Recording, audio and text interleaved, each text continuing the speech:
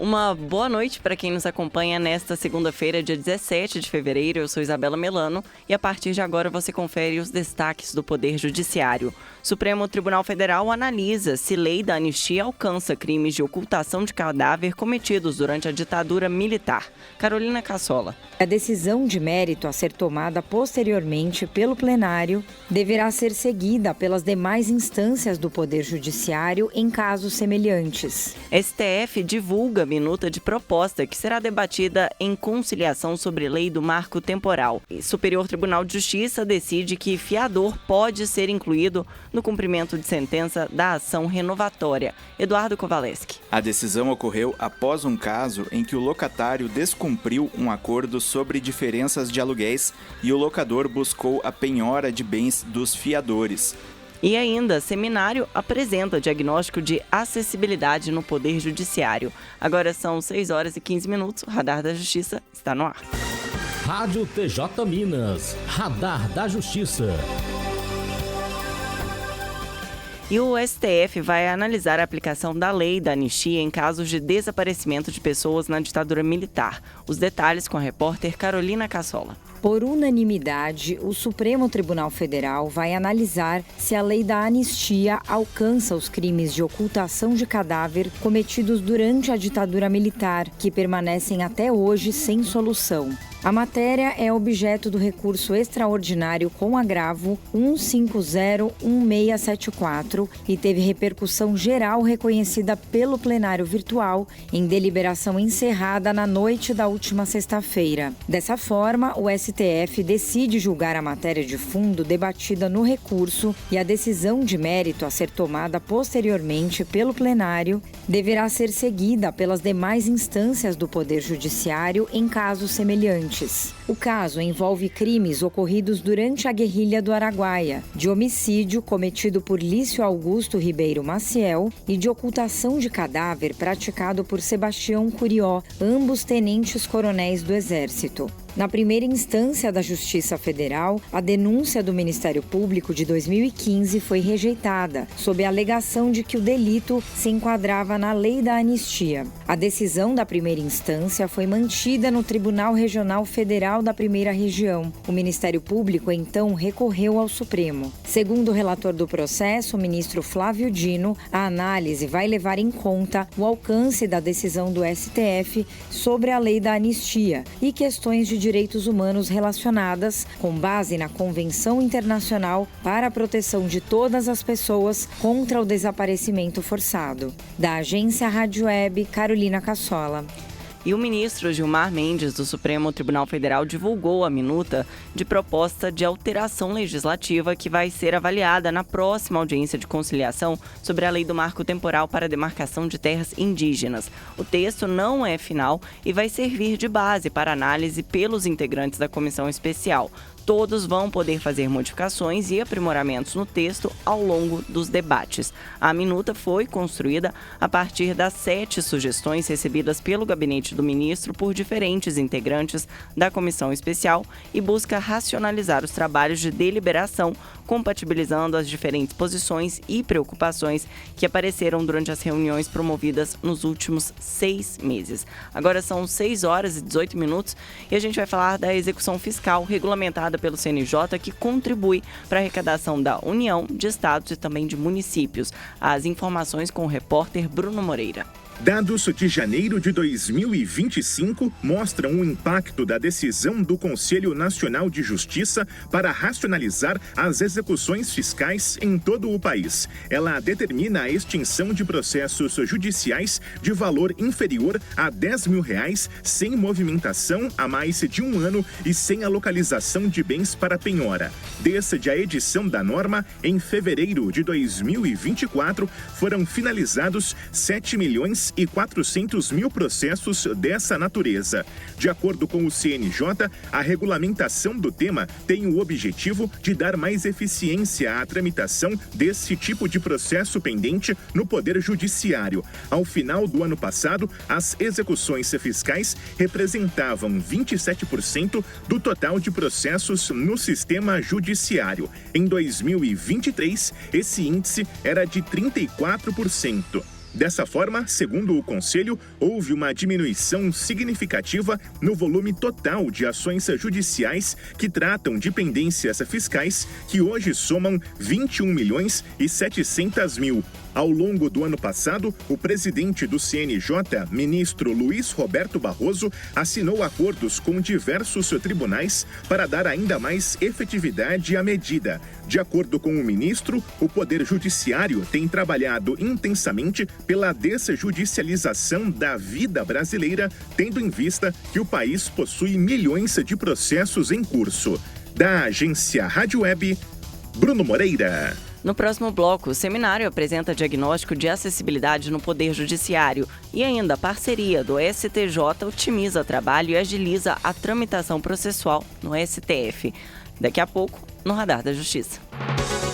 Radar da Justiça. Estamos de volta, são 6 horas e 21 minutos. O Conselho Nacional de Justiça realiza nesta quarta-feira, dia 19 de fevereiro, a partir das 5 da tarde, mais uma edição dos seminários de pesquisas empíricas aplicadas às políticas judiciárias. O evento, voltado para integrantes dos grupos de pesquisas judiciais, magistrados, servidores do Poder Judiciário e pesquisadores, vai apresentar o resultado do diagnóstico sobre acessibilidade e inclusão da pessoa com deficiência no Poder Judiciário. O seminário pode ser acompanhado pelo canal oficial do CNJ no YouTube. O objetivo do estudo é entender quais são as principais barreiras à acessibilidade enfrentadas por pessoas com deficiência para acessar o Poder Judiciário e que medidas os órgãos judiciais têm adotado para superar tudo isso. O diagnóstico também aponta quais desafios a Justiça enfrenta na promoção de inclusão de PCDs que já atuam no sistema. E o Superior Tribunal de Justiça admite inclusão do fiador apenas no cumprimento da sentença da ação renovatória. Quem explica é o repórter Eduardo Kowaleski. A terceira turma do Superior Tribunal de Justiça decidiu que o fiador pode ser incluído na fase de cumprimento de sentença em ações renovatórias de locação, mesmo que não tenha participado da fase inicial do processo. A decisão ocorreu após um caso em que o locatário descumpriu um acordo sobre diferenças de aluguéis e o locador buscou a penhora de bens dos fiadores. As instâncias anteriores negaram o pedido, alegando que os fiadores não participaram da fase de conhecimento do processo. No entanto, o STJ entendeu que, como os fiadores aceitaram os novos encargos do contrato renovado, eles podem ser incluídos na fase de cumprimento de sentença, caso o locatário não cumpra as obrigações financeiras. A ministra Nancy Andrighi, relatora do caso, destacou que, embora o Código de Processo Civil geralmente não permita a inclusão de novas partes nessa fase, a lei do inquilinato exige que o fiador aceite expressamente os encargos da renovação. Por isso, ele pode ser responsabilizado, mas deve ser citado para se defender antes de qualquer penhora. A decisão reforça a importância da anuência do fiador na renovação do contrato e garante seu direito ao contraditório antes de medidas executivas. Da agência Rádio Web, Eduardo Kowaleski.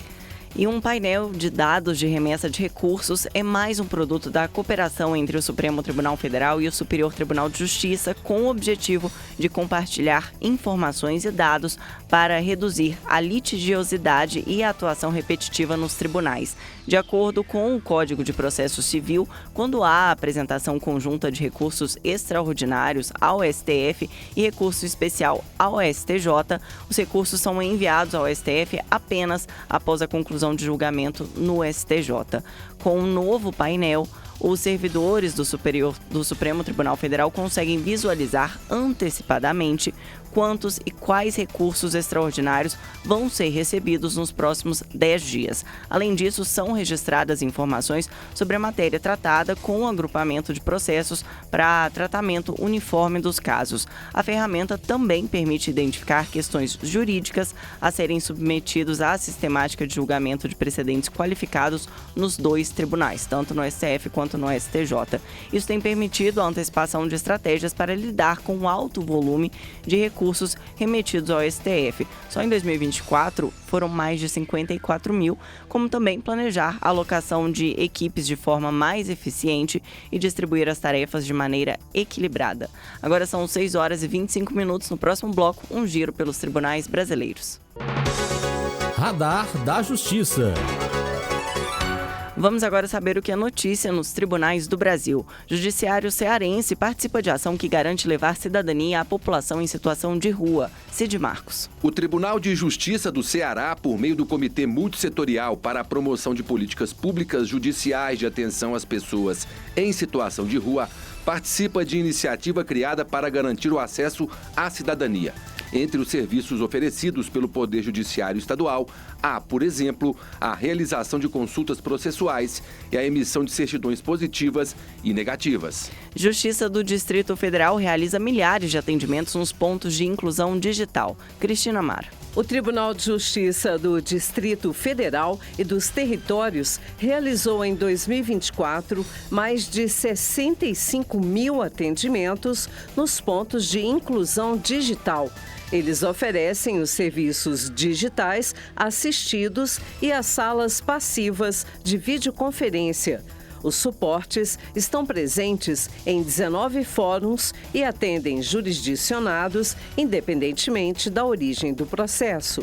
Justiça Goiana organiza bloco de carnaval para conscientizar sobre a violência contra a mulher. Mércia Lívia. O Tribunal de Justiça do Estado de Goiás, por meio da Coordenadoria Estadual da Mulher em Situação de Violência Doméstica e Familiar, promove a 3ª edição do bloco Nem Vem, uma ação para chamar a atenção do público para a luta contra a violência contra a mulher durante o carnaval.